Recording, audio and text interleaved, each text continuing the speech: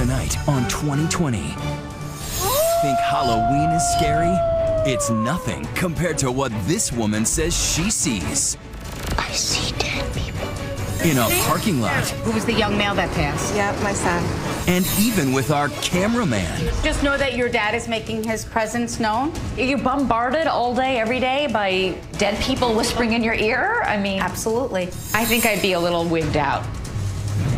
Don't believe? This doctor didn't either until he came back from the dead with what he says is proof of heaven. There was a person guiding you, a beautiful girl. It's almost as if she's saying, do you get it now? What about premonitions? From the Titanic to half-empty trains before a crash. Do some people see the future and stay safe from disaster? It was a feeling I don't belong here today. Tonight, find out if you have the gift. And do animals have it? A cat who senses death and a dog who's a ghost hunter. Oh, what the hell is that? She just freaked out. After tonight, will you be? Are you impressed? No. Here now, Elizabeth Vargas. Good evening. Halloween is just days away, and your kids probably have their costumes, and those jack-o'-lanterns are carved and leering. But for a lot of people, Halloween comes more than just one night a year. Whatever you call that whole range of sixth sense phenomena, spirits, guardian angels, premonitions, ESP, more than 2/3 of Americans say they have felt those things that go bump in the night. And for some professional psychics, the dead don't just go bump. They pull up a chair and have a conversation, as you're about to see. They are the most profound of life's questions. What happens after we die? Is it ever possible to receive a message from a departed loved one, or to read another person's mind? From poets to filmmakers. Molly? I can hear you. Everyone has struggled to find these answers. So are some of us actually able to speak to the dead? Teresa Caputo says yes. Oh, this dinner is going to be so good. Just last year, she was an unknown mother living in suburbia. Look at your madre, cooking at the old stovo. But today, that hair, those nails, and that unmistakable voice Back off. No pressure. Stop it. But there's somebody else. are recognized everywhere she goes. Getting any vibes? Fans hoping for a reading from America's newest megastar medium. Who was the young male that passed? Yeah, my son. His Even friend. with us in the parking lot of a local strip mall. Do you hear him call your name at times? Yes. Like, Ma. Yes. It's not wishful thinking. Know that it is him. Each week, Teresa captivates audiences, telling them she is communicating with the dead on her hit TLC show, Long Island Medium. I'm calling in my spirit guides. It's a higher level. Should we get like a fruit basket for him? Her husband and children may poke fun at her gift. Everywhere we go, she's reading somebody. That's not true. Hi. Who's the mother or energy that passed? Did you lose both of your parents, your mother and your father? I feel like you lost someone very recently. But it's something Teresa says she's known about all her life. I don't mean to quote like Lady Gaga or anything, but I was born this way. But what about friends and acquaintances? I mean, did you tell them that you were seeing and hearing people who were dead? Well, that's when my trouble all started. When I started sharing with my friends, and they'd say, well, that's not normal, and then I shut down. Teresa says what she was seeing scared her, and she grappled with debilitating anxiety until in her 20s when she finally sought help from this woman, a spiritual healer. She had told me that the reason for my anxiety was that spirit was trying to communicate with me. And you should therefore be open to it? What I had to do was just learn how to control and understand what it was that they were showing me. Of course, there is little scientific evidence to prove it's actually possible to talk to the dead. But that's never stopped those claiming to have a sixth sense from cashing in on this $2 billion a year industry. Want a session with Teresa? These days, you'll be waiting for more than 2 years. And just weeks ago, the ultimate confirmation that she's hit the big time, a spoof on Saturday Night Live. The great thing about Long Island is that no one's fazed by a medium just coming up to you. My name is Teresa. I talk to the dead. Okay, yeah. I'm seeing your husband. Yeah. He looks a mess. He looks terrible. Yeah. Hey, you. We see you in this show walking around. What should I, honey? Small vegetable lo mein. Yeah. Telling the guy behind the counter at the Chinese restaurant, you know, about somebody back in China who had died. I mean, He's just telling you that it's okay that you did not get to see him before he died. And he doesn't. are you bombarded all day, every day by dead people whispering in your ear? I mean, Absolutely. I know that sounds weird, but that's my life. And before long, Teresa stops our interview to say there is a spirit stepping forward. Do you have something special if somebody's with you? Is that your dad's? Oh, perfect. She appears to be communicating with the father of one of our cameramen, Herb Forsberg. shout out to me, Herb. Perfect. And that's the what ring? This was his father's ring? He just told me father, and then when they show me wedding ring, it means that someone is wearing someone's ring. When my wife and I were married, we used this as a wedding. My wedding ring. Because that's what he had. Say I wrote wedding, and then I wrote tell her father. that? I didn't say anything to anybody. But did you name a son after someone? After him. Perfect, because he wanted to thank you for that. I personally, if this is true and this were happening to me, I think I'd be a little wigged out. Listen, I get wigged out. Spirit freaks me out on a daily basis. I mean, what are the chances of me knowing that he's wearing his father's ring? It's an interesting point, but one that Matt Hudson doesn't buy. He is the author of 7 Laws of Magical Thinking and is a major skeptic. This is what's called cold reading. They ask questions where they're either really vague. Did you name a son after someone? Or questions to get more information out of the person and build off of that. I am not here to prove anything to anybody. Does it bother you that there are people out there who call it, pseudo-psychics? You call you a charlatan, a swindler, or a faux seer? You know what? Let them speak to the clients that have come to me. Did you just write down ring? Yeah. It is those reactions from clients and strangers. Who's Mildred? Regularly featured on Long Island Medium that keep viewers hooked. And look at that, there we go. Yeah. And like Teresa, Sidney Friedman has also made a business out of blowing people's minds. He can't talk to the dead, but he says he can read your thoughts. At this show, a randomly selected audience member is told to write down a number between 1 and 100. You're standing very straight. That usually means an even number. Sidney nails it. Close your eyes, think of it, open your eyes, look. Okay, it's 20. Number 20? Correct. It is! Then this woman draws a picture and seals it in an envelope before anyone can see. There's something about this that has a tranquility to it. Yes. And something about water. Open up your envelopes. Using nothing more than his mind, Sidney Oh, look at this. Okay. is able to practically replicate it. I was so intrigued, I wanted to test Sidney's abilities out on myself. I wrote a few things down on this before we came here. Give me the name of somebody who, in your life, who I couldn't possibly know. Emily. She had brown hair? Yes.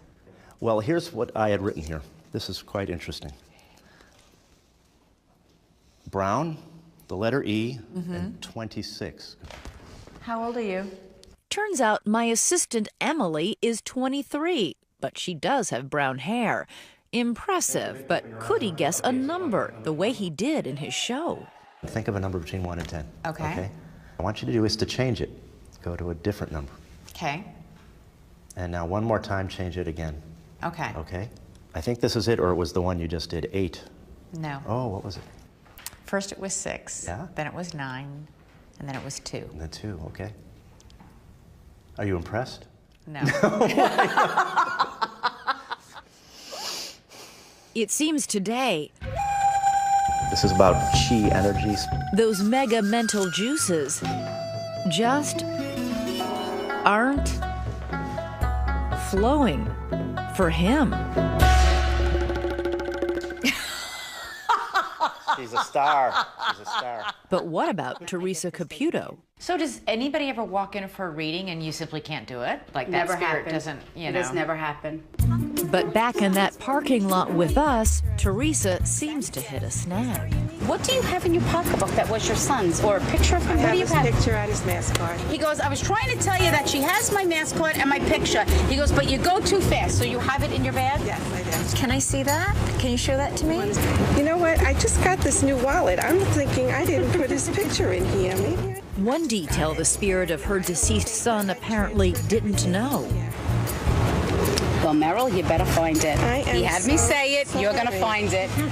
Meryl never found the picture. But like all of her believers, Teresa is not discouraged. So now you know that you have to go home and find it in your old wallet and put it in your new wallet.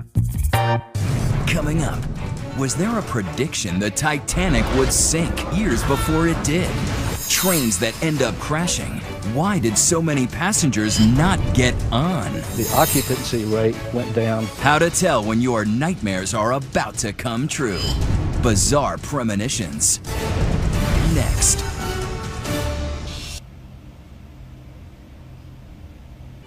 Once again, Elizabeth Vargas with Seeing the Future. Iceberg, right ahead! Titanic. Who could forget the movie's epic recreation of the ship sinking in 1912? But remarkably, the story of the Titanic was first told 14 years before the ship left port in this book, almost exactly foretelling the ship's name, the iceberg, and the month of the disaster. How could that be possible? And what about a strange pattern of empty seats on doomed trains, discovered by an accident investigator back in the 1950s? And almost invariably, on the day of the crash, the occupancy rate went down, the vacancy rate went up. Were passengers tipped off by a force from the future? Do premonitions really happen? The answer may lie where we all begin, with our mothers. Lynn Darman's daughter Allie is a healthy, happy 20-year-old, but her bright future almost never was. Something Lynn sensed while Allie was still in her womb. And when did you start having a feeling something might be wrong with the baby? Probably end of my second trimester. But when Allie was born and she looked to be this beautiful, healthy baby, at that point, did you feel at all relieved? I remember holding her and having that feeling that something was really wrong with her. Just a feeling that something was not right. Did you say anything at that point to your doctor? Oh, yeah, I did. Lynn did more than just tell her doctor. Sensing the clock was ticking on her daughter's life, she risked being ridiculed as an hysteric and rushed Allie to the emergency room 3 times. They checked her out and they said, she's fine, here are your discharge papers. And I refused to sign them. At that point, they're starting to think we have a mom with postpartum depression. Yes. Before the psychiatrist could arrive, infectious disease specialist Dr. Bishara Frisch stepped in. She was clearly concerned that there was something serious going on that nobody had been able to yet identify. Lynn told Dr. Frisch she had more than just an ambiguous concern. She pinpointed a problem in Allie's abdomen. How did you know that? It just came to me like that. Lynn had nailed it. Allie had a rare, undetected infection outside her small intestine. It was caught just in time. She ended up being in the operating room within, really 2-3 hours of the encounter. They told you that, in fact, if she hadn't had that surgery, she could have died. Yes, she could have. I mean, I wouldn't be here if it wasn't for that. It's a compelling story, but is it really possible that Lynn was experiencing something beyond everyday motherly instinct? Dr. Larry Dawsey thinks so. If you look at premonitions, in the literature, the most common is that of a mother for something happening to her baby. Dawsey, who wrote a book called The Power of Premonitions, says they often come to us in our dreams, but they're by no means ordinary dreams. One woman said, the premonition dreams that turn out to be true are lit up from the inside. So the vividness is one clue. Another clue is whether or not they're recurrent. Many of them that turn out to be true come back night after night as if they're clamoring for attention. He says that along with forebodings about our children, premonitions of disasters are the most common. March 11, 2011. An epic trifecta of disasters hits Japan. An earthquake, a tsunami, and a nuclear meltdown. And an 18-year-old American boy claims he predicted it all. You say you have accurately predicted several things. Correct. Ryan Michaels is the resident psychic in rural Beaverdale, Pennsylvania. From his home, tucked between the corn stalks and train tracks, he looks into the future and claims to catalog premonitions of disaster on his website. His entry from before the tsunami specifically mentions explosions, earthquakes, and flooding. I closed my eyes and I pinpointed where I felt drawn to, the ocean near Japan. And I saw 2 explosions. Felt shaking, which resembles earthquake, and this would cause some type of flooding or tsunami. And when did you get this premonition? About 9 months before it happened, I believe. Is that disturbing to you, to have a premonition about a natural disaster like that? I write what I see. But author and skeptic Matt Hudson doesn't buy it. So what's happening to people when they feel like they're having a premonition? The most likely scenario is people just feel anxious about something. And so it's easy to feel that, oh, maybe I have anxiety for a reason. Maybe I'm sensing the future. And then looking back at an experience and labeling a thought as an example of precognition or a premonition, that is mostly because of our tendency to see patterns in the world. But what about this bizarre case from 1950? A church in Beatrice, Nebraska exploded during a scheduled choir practice, but nobody was hurt. Why? Because all 15 people scheduled to be at practice that night didn't show up.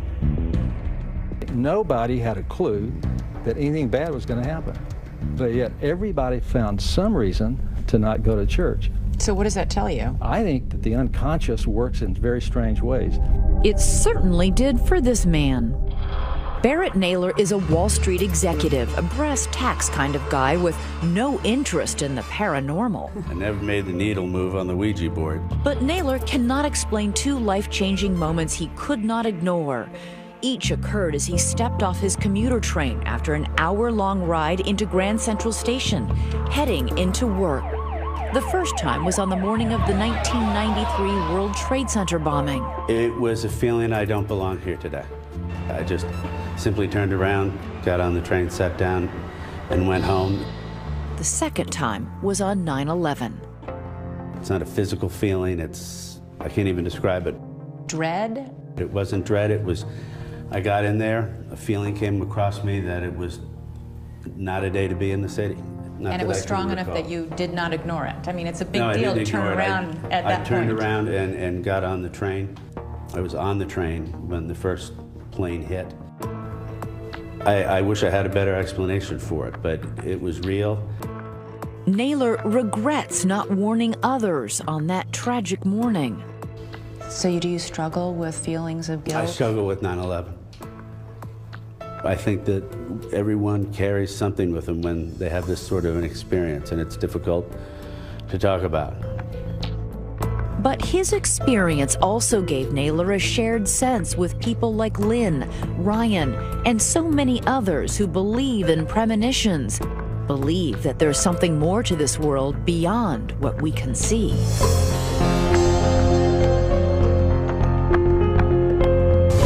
Next, a skeptical doctor who had a rational explanation for everything until he died and took a round-way trip to heaven. The colors were extremely vivid with millions of butterflies. But who was the mysterious woman he met on the other side? Does he have proof of guardian angels? There was no mistaking it.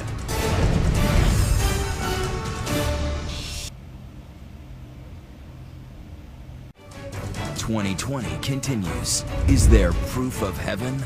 Once again, Elizabeth Vargas. 8 million Americans claim to have had a near-death experience, but neurosurgeon Eben Alexander never thought in 1,000 years he would be one of them. What did you think those were? Fantasies, hallucinations. He was a man of science. He didn't believe in it. That is, he says, until it happened to him. Let's talk about how you got sick. You woke up in the middle of the night feeling ill and in pain. It was like being struck by a freight train. 4:30 in the morning, woke up, never had anything like that before. My last words to my wife, don't call 911. You know, trust me, I'm a doctor, it's just a muscle spasm. And I was gone.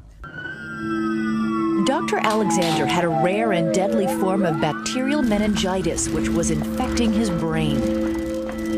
In a matter of hours, this healthy man was on death's door. By the time they got him to the hospital, he was in a coma. So your wife was being told that you might die? And that she would be raising our 2 boys without me.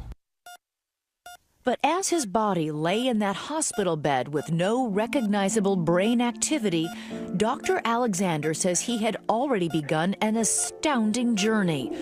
A journey to a place he'd said didn't exist.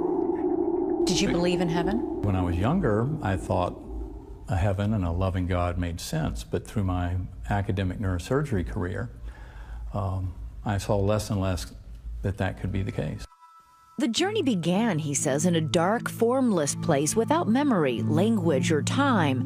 But then I was rescued from that by this spinning melody of light that came closer and opened up and was a rip in the fabric of reality that just opened up around me. You described this world as hyper vivid. The colors were extremely vivid with millions of butterflies.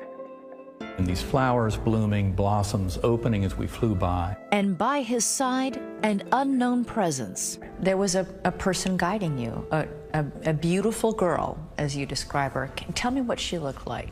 She had a beautiful face with a wide smile and high cheekbones and absolutely gorgeous, clear blue eyes. She never said a word to me. She would look at me and the thoughts would come directly into my mind, into my awareness. What thoughts? And the thoughts were, you are loved, you are cherished. There's nothing you can do wrong. I always remember being told, we will teach you many things, but you'll be going back. Back to the hospital where his wife kept her vigil and his doctors were giving up hope. On the 7th day of his coma, he opened his eyes. It was just nothing but a miracle. His first words, the very words he'd heard from his guide, that blue-eyed girl. All is well. Don't worry, all is well. Within weeks, Eben Alexander had made an astonishing full recovery. How are you different after going through this experience? Well, my family says I'm nicer. That's a good thing. Really has changed me in every way by realizing that our souls are eternal. The book he has written, Proof of Heaven, has sparked a lot of controversy. You know, you do have skeptics out there who are just saying it's not uncommon for people near death to have all sorts of funky things going on inside their bodies. Well, that's why the fact that I had meningitis that was so severe, I mean, that should not have allowed for any experience. And then this with the eyes just shows how his brain was so completely shut down that the visions he had could simply not have been generated there. He says he wrote down everything he remembered, now in his book, before speaking to anyone, so as not to taint his memory. You then went on to read about other people's near-death experiences. Was it striking how similar what you had written was to what they had experienced? It was absolutely astonishing. I really felt the white light was God. I stopped walking and I saw my grandma. You could see peace, you could see love. In all the other afterlife stories, everybody told of being guided by a loved one who had died. You had as your guide a girl you'd never met. I must say that was very haunting.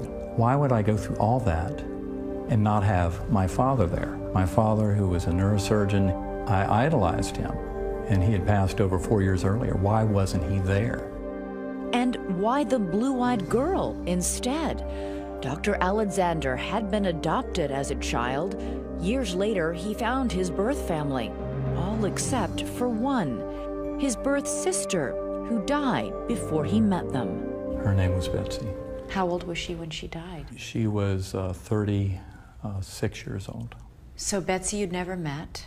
I just heard what a beautiful, loving soul she was. How she worked in a rape crisis center and took care of many people who were unfortunate. And she was just a very loving, loving person. How was it that you came to see a picture of her? My birth sister, Kathy, had promised to send me a picture of Betsy. And it was about 4 months after my coming out of the hospital when that picture arrived. He opened the envelope and saw it for the first time. The photo, he says, was of that blue-eyed girl from his vision. And it was so stunning. And that picture was almost as if she's saying, "Do you get it now?" And I cannot tell you how powerful that was. There was no mistaking it. That's exactly who it was. Life is back to normal at the Alexander household these days. There are soccer games to watch, dinners to be shared, grace to be said. But Dr. Alexander says he's on a mission now. I hope to tell my story to everyone I possibly can around this world, because I think it will help this world to be a much better place. Next, they're warm and fuzzy and just a little bit freaky. Dogs and cats that sense who's about to die and who's already dead. Is there a little girl here? You have a nice dog, Maddie, you can come play with? Do your pets have premonitions? Here's Jay Shadler. Birds flocking and elephants herding to higher ground. Hours before a terrible tsunami strikes Southeast Asia. Animals have premonitions, they have abilities that scientifically we can't explain. A dog travels miles across streams, highways, and neighborhoods to find his owner who's been taken to a hospital the dog has never seen. Do you think there's any chance that this was a coincidence? He was on his way to the hospital. I don't know. Where was he, on his way to Hollywood? I don't know. Miracles associated with dogs are happening every day. There's a menagerie of animals who display some fascinating extrasensory gifts. During the 2010 World Cup, a German octopus delighted the world by picking the winner of 7 straight matches. Spain have won the World Cup! But we begin with Oscar, the Rhode Island nursing home cat. Oscar tends to come into the room shortly before somebody is about to die. That's where he'll sit until the patient eventually passes. Somehow this cat knew, oftentimes before we as physicians or care providers did. If the Grim Reaper must come, you could do a lot worse than soft paws and a purr. But is there a logical explanation? Opinions differ. They're more in tune somehow, to a sixth sense. Jennifer Skiff is author of God Stories and The Divinity of Dogs. They're getting a message that we're not getting, and they're following through on it to let us know that something's going to happen. I don't believe in ESP, but I do believe that with their remarkably tuned senses, that animals can detect things that we can't detect. And sometimes we credit their reactions to extrasensory power. It's not magical, but with animals' superior senses, it sometimes seems that way. Like eagles, who can spot a fish underwater hundreds of yards away. Or a bat, seen in the dark by listening to sonar. Whales, navigating their world through complex underwater songs. I am Catwoman. Is it any wonder why so many of Hollywood's superheroes are infused with more than a little animal DNA? You read the animals and they will teach you, they will show you. What's coming? Yes, indeed. Dr. Michael Fox, a nationally known author, veterinarian, and master of the bamboo flute, has been documenting the extraordinary behavior of animals for decades, openly believing in their supernatural powers. I invoke this notion of an empathosphere, where animals and we, when we're open, can connect with this love field, if you like. A magnetic field, but of emotion. But of emotion. Auditory, sight, smell, sixth sense, they definitely see things that we don't see. They experience things we don't see. How about things that go bump in the night?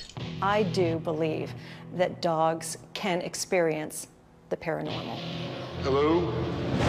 Oh, what the hell is that?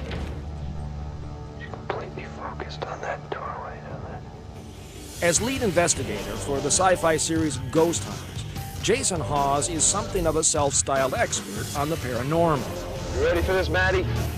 But it's his dog, Maddie, who sometimes is the star of the show. Is there a little girl here? We have a dog. Nice dog, Maddie, you can come play with. She was a wild dog that had spent some time in a high kill shelter that she was getting ready to be put down. And I fell in love with her. But I had been looking for a dog to help me out with the things I do. Look, constant humming here, huh? What he does is chase the dead, or at least rumors of the dead, in places no one would ever choose to vacation. See how the camera keeps auto-focusing? Yeah. Whoa.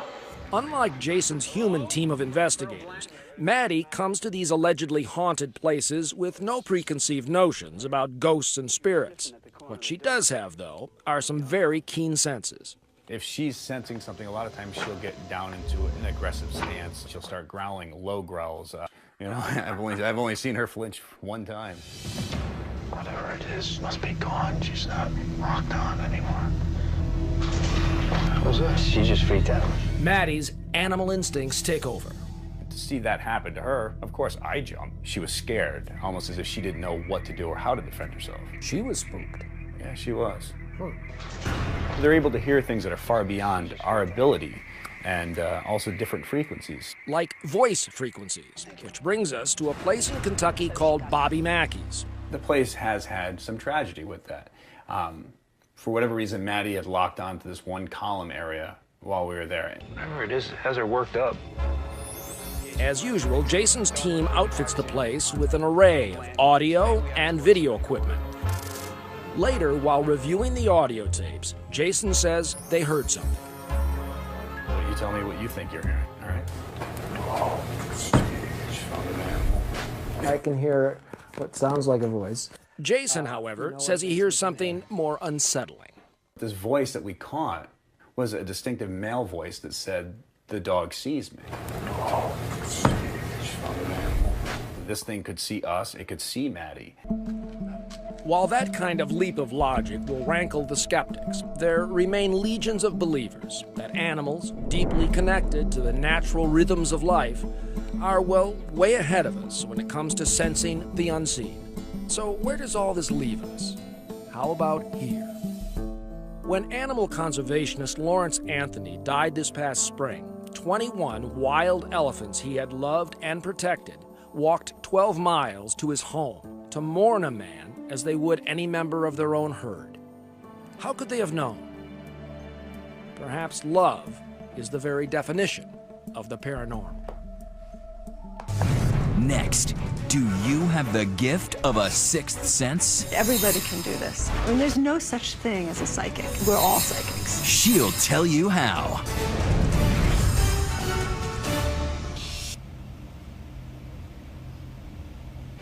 "2020 continues with Elizabeth Vargas. Do you have the gift? September 2008. Chaos on Wall Street as the market craters. As a result, panic and fear strike Wall Street. Today's terrifying plunge. The largest one-day drop in history. But 2 weeks earlier, 6 floors above the streets of downtown New York, it was all foreseen. I woke up in the morning and I felt like my stocks weren't safe and I wanted to get rid of them. So I called up my broker and I said, sell everything. Everything? Everything. And I sold everything, and a couple weeks later the market crashed. This wasn't just the panic of your average nervous investor. I'm seeing the person, someone who has their own authority, woman, an older woman. Laura Day calls herself an intuitive with a gift to see the future. What I do is I follow my senses and I just describe. I often don't know what I'm talking about. I just describe what it is I'm experiencing. So it's instantaneous.